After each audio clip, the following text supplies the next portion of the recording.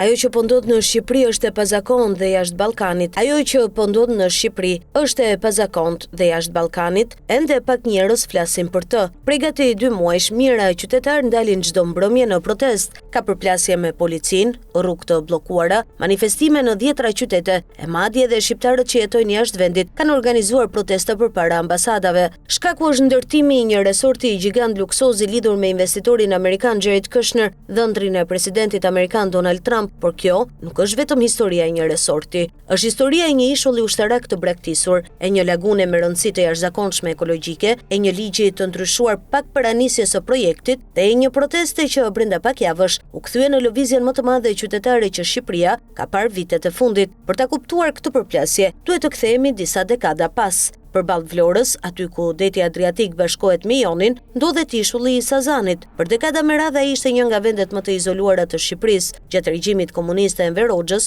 ishulli i shërbeu si një bazë e madhe ushtarake me mijëra ushtar, tunele të gërmuara në shkëmb, bunker, depo armësh dhe porte ushtarake. Hyrja ishte rreptësisht e ndaluar për civilët. Pas rënies së komunizmit, baza u braktis, ushtarët u larguan, ndërtesat nisën të rënoheshin dhe natyra rimori hapësirat e saj. Pikërisht fal këtij izolimi shumë vjeçar, Sazani ka ruajtur edhe sot një ekosistem pothuajse të paprekur. Pak më në veri ndodhet laguna e Nartës, një nga zonat më të rëndësishme natyrore të Adriatikut. Ajo është stre për qindra mijëra shpend dhe specie të mbrojtura. Simboli i saj është flamingoja roz, e cila çdo vit përdor ujërat e cekta të lagunës për pushim dhe folezim. Krasaj jetojnë pelikan, breshka detare dhe shumë specie të tjera të rralla. Për këtë arsye, zona gëzon status të veçantë mbrojtjeje mjedisore. Gjithçka ndryshoi në vitin 2021, kur Jared Kushner dhe Ivanka Trump vizituan Bregdetin shqiptar. Gjatë një udhëtimi me jat pranë Vlorës, ata zbuluan Sazanin dhe mbetën të mahnitur nga fakti se ishulli kishte mbetur pothuajse i paprekur.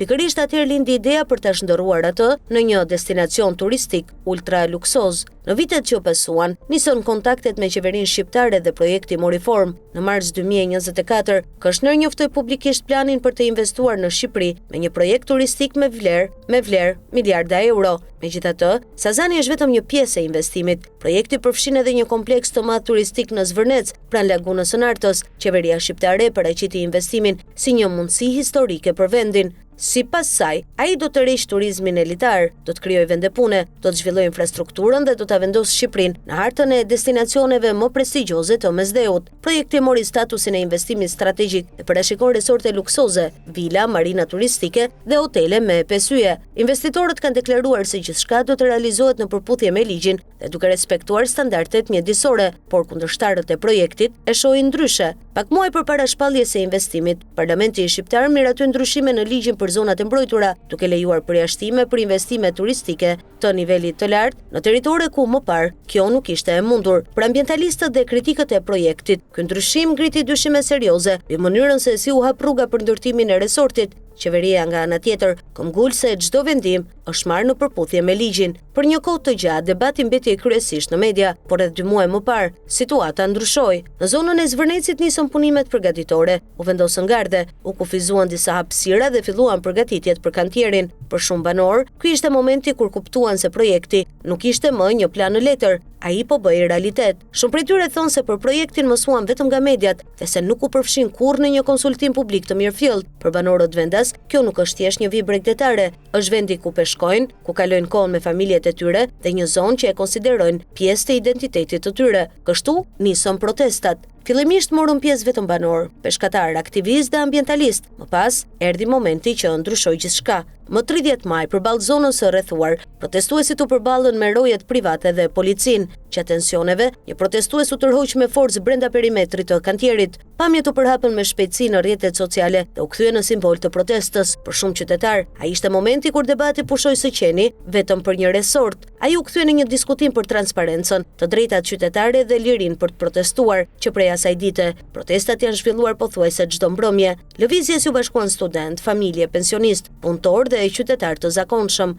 edhe flamingoja roz u shndërrua në simbolin e protestës, aq sa mediat nisën ta quajnë lëvizjen revolucioni i flamingove. Ndërkohë kërkesat e protestuesve u zgjeruan. Ata nuk kundërshtojnë vetëm ndërtimin e resortit, por kërkojnë më shumë transparencë, rishikimin e ligjit për zonat e mbrojtura dhe një mënyrë tjetër vendimarrjeje për projektet që prekin pasuritë natyrore të vendit. Për shumë pjesëmarrës, protesta është ndërruar edhe në një kritik më të gjerë ndaj mënyrës se si qeveriset Shqipëria. Lëvizja nuk mbeti vetëm në Tiranë. Protesta u organizua në qytete të ndryshme të vendit dhe më pas u përhapën edhe jashtë kufive, ku shqiptarët e diasporës organizuan manifestime përpara ambasadave. Çështja tërhoqi vëmendjen edhe të organizatave ndërkombëtare mjedisore dhe u diskutua në institucione europiane, të cilat kërkuan më shumë transparencë për mbrojtjen e zonave të prekura. Nga ana tjetër, qeveria dhe investitorët vazhdojnë të mbrojnë projektin. Sipas tyre, ai do të sjellë zhvillim ekonomik, investime dhe vende të reja pune, pa dëmtuar trashëgimin natyrore. Protestuesit mbeten skeptik. Ata besojnë se vendime të tilla nuk mund të merren pa dëgjuar komunitetet lokale dhe pa garantuar mbrojtjen e plotë të një prej zonave më të veçanta natyrore të Shqipërisë. Në fund, kjo histori nuk flet vetëm për Xherit Këshnerin, Sazanin apo qeverinë shqiptare. Ajo ngre një pyetje që po shtrohet në shumë vende të botës, deri ku do të shkojë zhvillimi ekonomik kur përballet me mbrojtjen e natyrës? Nga njëra anë qëndrojnë ata që besojnë se investimet të tilla sjellin mirëqenie, vende pune dhe zhvillim. Nga ana tjetër, janë ata që druhen se sapo një vend i tillë të transformohet, ai humbet përgjithmonë atë që e bën të pazëvendësueshëm, shkruan Regular Voyagers. Sazani ka mbetur i paprekur për dekada. Laguna e Nartës vazhdon të jetë një nga ekosistemet më të rëndësishme të Ballkanit. Sot ardhmja e tyre është bërë simboli një përplasjeje që shkon shumë përtej ndërtimit të një resorti, dhe ndoshta kjo është pyetja që mbetet në fund të kësaj historie. Sa larg jemi të gatshëm të shkojmë në emër të zhvillimit ekonomik, nëse çmimi është humbja e një trashëgimie natyrore që nuk mund të rikthehet më?